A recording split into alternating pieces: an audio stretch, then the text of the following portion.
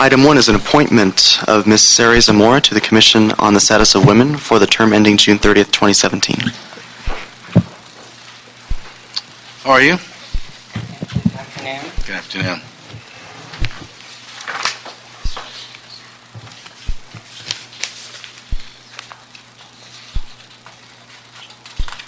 You want to introduce yourself to us? My name is Sari Zamora. I am a native of Los Angeles. I was raised around the port of Los Angeles. My history, my professional and educational history has primarily been in the fine arts and the fashion industry. And I appreciate being considered for the Status of Women's Commission. Awesome. Questions from the panel? Well, thank you for your willingness to step up and step in. What do you see as any major issues or major initiatives that you'd like to be responsible for pushing, advancing, or forwarding? I don't know yet. I mean, I'm brand new to this. But the thing I like about women's issues is that they intersect with everything: children, class, race, poverty. So I'm excited to do whatever little bit I can do.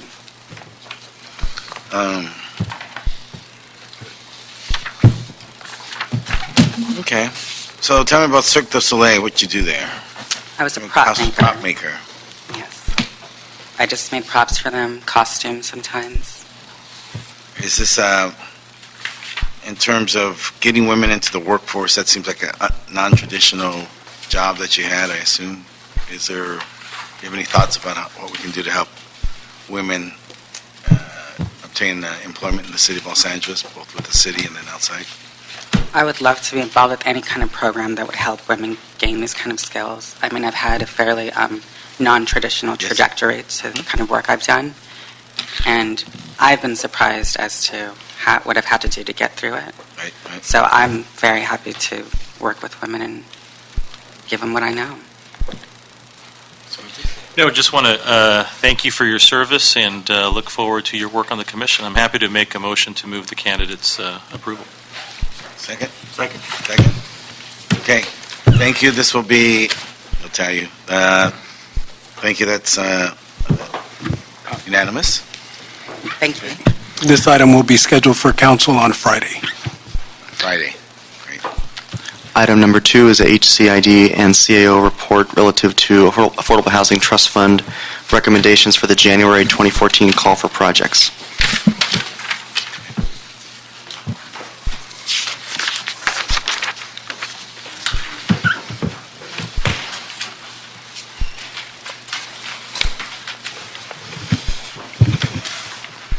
Good afternoon. Go ahead. Okay, my understanding is that the CEO's report is not currently ready, but it will follow shortly. Okay. So my name is Manuel Bernal. I'm the Director of Housing for the Housing Department, for the Housing and Community Investment Department. And before you is a transmittal that is actually quite hefty. Kind of apologize for that, but has 5 basic recommendations. The first one is to admit 13 new projects to the pipeline. The second one is to award issue tax credit recommendations to 8 projects that are moving forward in the second round of 2014 for tax credit allocations. The third recommendation is to award 5 of those 8 projects some financing from the city. The fourth is to award some financing to 3 projects that are being structured as bond and 4% transactions. And the fifth recommendation is to commit Prop 1C money to 2 projects in the Crenshaw corridor. And there are a few various actions as well, but the 5 I just mentioned are the core part of this transmittal.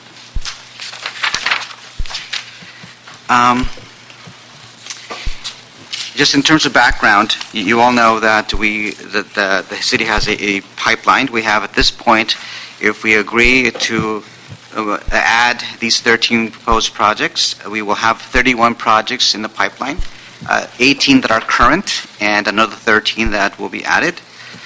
Out of the 13,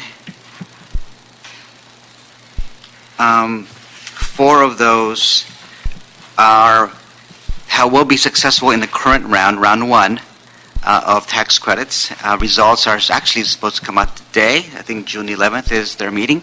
So 4 out of the 6 that applied earlier in the year will be awarded credits. So there will be 2 that will not be successful. And we have a plan for those 2. We have another 8 that are scheduled to compete for the second round, and the second round application is July 1st.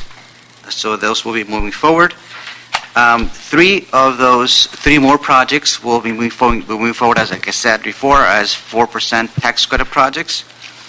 And we will also schedule 5 projects for tax credit round 1 of 2015, and an additional 9 to be in 2015 round 2.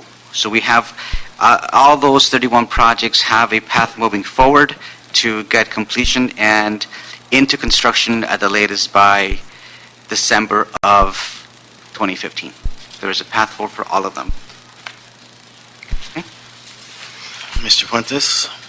Thank you, Mr. Chair. So, I want to thank you for all of the work that you're doing. I spent a little time out of the city of Los Angeles and very excited about sort of the policy behind the pipeline approach, and the ability for us to allocate tax credits, I think, is phenomenal in our efforts to try to figure out how to increase more affordable housing stock in the city of Los Angeles. But one thing that I've learned since I've been here, there's a glaring sort of notice that I've got that Council District 7 has probably not sort of the criteria to make it easy for us to compete. In fact, it feels as if by this report that there isn't any opportunity for us to compete. Going forward and understanding that these are likely to be all very, very good projects, and you're going to move towards 2015 with them, what advice do you have for Council District 7? How do we massage some of the criterion so that we can be in a competitive sort of process? What are some of your thoughts?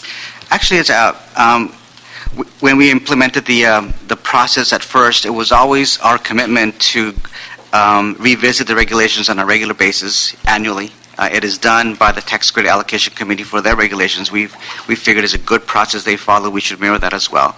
That was our initial commitment from the very beginning. We are due for a revision. We are committed to, and we've spoken about this many times publicly, that during the summer, beginning almost immediately after we get through this approval, that we will reopen our regulations for public comment. I think within that, we can talk at length with both internally and externally about how do we modify the scoring criteria that would allow projects that are not located in heavily TOD areas to be more competitive. And I think that's probably the best way of doing it. We're very sensitive to it. We understand it, and I think we can take care of that beginning pretty soon. Sure, and I'm eager to get to the conversation. So I'm glad to be supportive of this report and the recommendation, so that we can get to the conversation. But and I know that I'll be updated as we go. But is the consideration now strictly for existing transportation corridors? Is there because to me the half-mile sort of circle that we have to draw around the transit seems to be the biggest challenge for Council District 7, and understandably one of the highest transit needy parts of the city of Los Angeles. Yeah. How we marry the housing to that transportation, I think, is going to be critical. But what is sort of some of your thinking here? Because I know it's also proposed that we're going to have some more transportation investment in those corridors, and when that is going to be hard to sort of say at this point. I think it's going to be highly dependent upon the success of future half-cent sales tax measures, et cetera. Right. Just a long way to say that, I want to be in on the conversation and appreciate your understanding of our need. Let me just say that there are certainly funding sources that are specifically TOD, so it makes it easier and financially more feasible for those projects that are located within rail or half mile within rail. But there is flexibility within that. We as a city could choose that we can do away, at least in some projects, with projects that are committed, that are located in those areas, and decide that because of other reasons, we want to fund other type of projects that are not as close. That still can be done. So I think really it has, in the past, has been driven by, of course, our con plan, as well as other funding sources within the state that target specifically TOD, but there is still room to have fund projects that don't meet the strict criteria. Very good. And we can I- have that conversation as we get to it. Sure, I'm eager to have it. I mean, somebody who rides Metro Lincoln to work and is 3 miles away from my station, and I see all of the vacant parcels, some of which we own, all between my home and the station, I just get excited about the opportunity for other folks to live and recreate near the transportation and get to wherever they need to. So I appreciate your efforts. I'm looking eagerly to the conversation. I'm happy to move the recommendations when it's appropriate. On that point, I would say that out of the 31 projects within the pipeline, only 26 of them are TOD. So that tells you that there's a little room there to have other Sure. type of projects. Of those 31 proposed, how many are in the San Fernando Valley? I wouldn't be able to tell you exactly, but I can. You probably none. You probably figure that out. Yes. Yes. None. Yes. But I will say though that it's well, we can have a separate conversation afterwards. It's I'm refreshed by being willing. There's a willingness of having that conversation at the council office. And from this side of the table as well. Thank you. Well, one of the projects that we're recommending as a bond deal it's on Winnetka, it's in CD3? Yeah. So that's not in this tranche of 13, though, is it? This will proceed, yes, this Okay. is, this will stand proceed corrected. as a bond project. So one of 31, Right. for the record. Okay, very good. And there's also the LA Family Housing Campus. This is where if my chief of staff would be here, they said, Yeah. stop. No, we Stop understand. while you're ahead. Okay. We understand. All right, thank you. Okay. Any other questions? Mr. Price. Just I meant when I was staff, my chief of staff would have. to also express, concern, desire, interest to encourage more projects in the ninth. I know we've got a couple. Looks like they're on the drawing boards, and one TOD, which we're excited to see there on Washington Boulevard. What's this designation of the City of LA geographic region? Could you kind of walk through some of we have a set aside, we have the geographic region. Yes. What's Yes. pecking order on these? Yes, I can brief you on it. There are essentially 3 buckets that are used to fund affordable housing. The first bucket is this kind of the statewide competition for tax credits for special needs projects. So homeless and special needs are one bucket. It's a statewide competition. We have to compete. The winner is the one that asks for the less credits based on total development costs. A second bucket is the City of Los Angeles geographic apportionment. That's what we negotiated with the state last year. They set aside a certain number of credits, approximately 9 million, which translates into roughly 90 million per year for City of LA located projects. We don't have to compete with the county projects anymore. That's the second bucket. Then the third bucket is the bond bucket, 4% and bond projects. Those are projects that can be anywhere in the city, could be of any type, but usually are the ones that are least expensive, just because the 4% credit don't generate as much of income or proceeds to build. So those are the 3 buckets in which we operate. Does that answer your question? No, it does, yeah. And the call for project recommendations then for Yes. on the bond projects and also on the special need projects? Yes, so when we have the call for projects, we basically open it up for any of the 3 buckets. And so if you're a special needs projects, you apply as a special needs. If you're not a special needs but you're still within the City of LA, you apply for the 9%. If you have other public subsidy and you believe that you can make your project pencil out with a 4% project with a minimal city subsidy, then you apply for that third bucket. And that happens again when we open the door. It will happen again in November after the regulations are modified. Thank you. How many in CD9? 2. It's 2 more than I got. Speaking of 2, let's be specific. There were 2 projects in CD1, the Highland Park Transit Village and Yes. MacArthur Park. They were in the pipeline. Yes. Now they're out. They're not out. Well, actually, MacArthur Park Phase B was never in the pipeline. It was actually already funded and ready to go, and then they had that construction issue at the last minute. So they need to come back. And whenever they're ready, they can reapply probably in November. Highland Park Village, which is actually my home neighborhood, is in the pipeline, and it's just they're actually going through entitlements. And I don't know if you noticed, but I think attachment 2 is our calendar. We actually went ahead and calendared all 31, so everybody now knows when they're going. And I think Highland Park Village is going probably first round of next year. So they're on, and they're going to go. Well, I think what you saw in the transmittal is that they were previously allocated some funds, and we just de-obligated them because we need to use it for something else. But Right. the commitment is still there to move forward with them. We'll be coming back when the time is right for a commitment of funding for them. All right. Any other questions? Move the reports and the recommendations. We're going to move the report and the recommendation, but we have public comment. Mr. Sectores. Okay.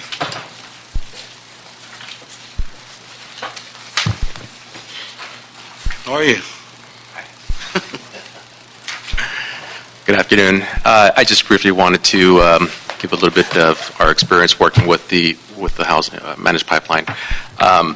It's been a process where we've been developing the system, and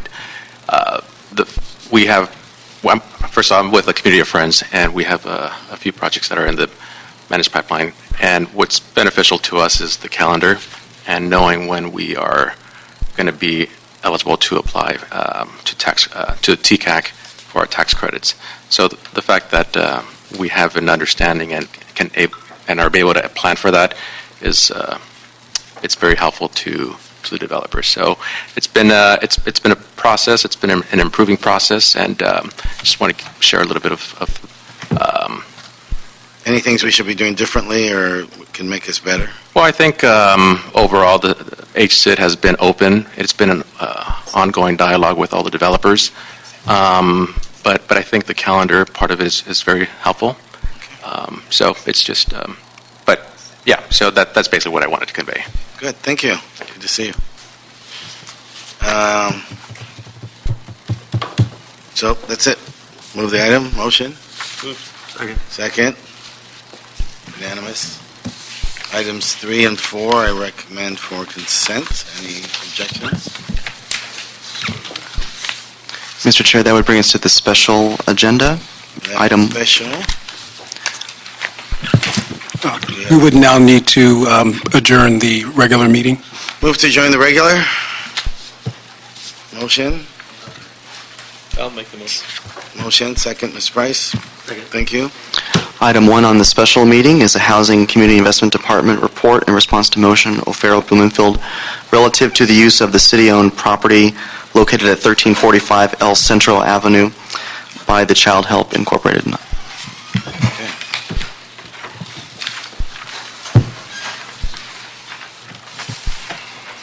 Good afternoon.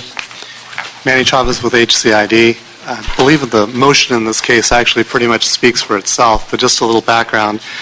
Way back in 1986, the old Community Development Department executed a lease agreement with Child Help Incorporated for 20 years, with the understanding that that agreement would be renewed on a 3-year basis, and that after the 20-year period, subject to the tenant or Child Help actually meeting the terms and conditions of the lease agreement, that they would be eligible for conveyance of the property to Child Help, Inc.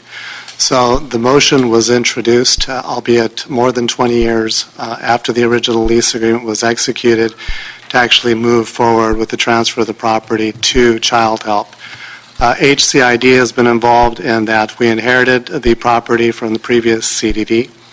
Additionally, it's our responsibility to monitor the activities of all the tenants that are in city-leased facilities, which we have done. So related to this item, we actually are verifying or confirming that Child Help Inc. has complied with the terms or met the terms and conditions of the original agreement.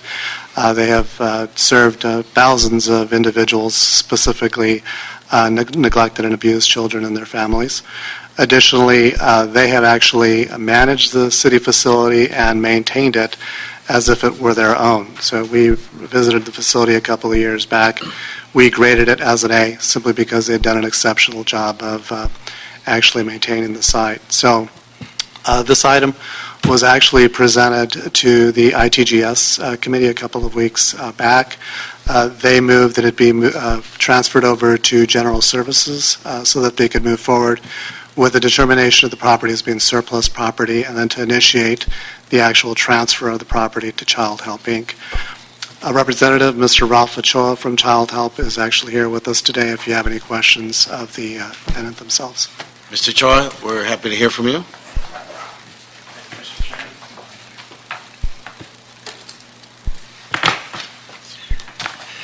Mr. Chairman, members of the committee, as mentioned, my name is Ralph Ochoa. I'm an attorney, and for the last 10 years I have been on the National Board of Child Help as a volunteer, and that's my capacity here today. I want to make sure that you feel comfortable in granting what Child Help is requesting as far as the property transfer from the City of Los Angeles ownership to Child Help. Child Help exists to meet the physical, emotional, educational, and spiritual needs of abused, neglected, and at-risk children. Child Help focuses its efforts on advocacy, prevention, treatment, and community outreach. Let me give you very quickly a scope of the problem. Child abuse in America. This is by the numbers. Each day, at least 3 children will die of abuse. On average, child abuse is reported to authorities every 10 seconds. 1 in 4 children live with an alcoholic parent. Half of all child abuse cases involve alcohol or drugs. 1 in 7 victims of sexual assault is under age 6. Abuse kills more children than accidental drowning, fire, choking, and falls combined. More than 4 of 5 abused children are abused by a parent. A child is more likely to be killed at age 1 than at any age under 17. So that's the scope, our mission, and in order to make an effort as we do to implement it, let me just very quickly mention some of the programs that we have. As far as housing, where we get assignments from the courts and Child Protective Services, we have what is called, because of his contributions and donations, the Merv Griffin Village in Beaumont, California. It's 121 acres. It's a bucolic area, and the kinds of programs that we have there involve the equine or animal-assisted therapy. A number of kids that we get, as I've described, the kind of child that we get, have been abused so badly that they won't speak a single word to anyone, or their clinical therapists, etc. And the animal-assisted therapy that we have includes horses, sheep, chickens, on and on. And Let me interrupt you. I think we're prepared to move this. Our only interest, if this comes with a recommendation from the city, that these services continue. You want to take the property, you must have some sense that this is more advantageous for you, and so we're happy to do that. Mr. Price. thank you, Mr. Chairman. I have no, I'm ready to move. I'll make the motion. Motion? Mr. Chair, the CLA's office would recommend that you receive and file the report because it's information use only, but then adopt the motion. Okay. That's my motion. That's his motion. That's what he said. Thank you. Thanks, Manuel. As recorded? Mr. Chairman. Okay. And, pardon me, Mr. Chair, for the record, on the regular meeting for items number 3 and number 4, that the committee approve the recommendations in the CAO reports. Correct. Thank you. Okay. It dispenses all matters before us. I believe we have a speaker on item number 1 on the special agenda. I think we heard from him. That was Mr. Choa. Okay. Okay. Motion to adjourn? So moved. Yeah. Boom.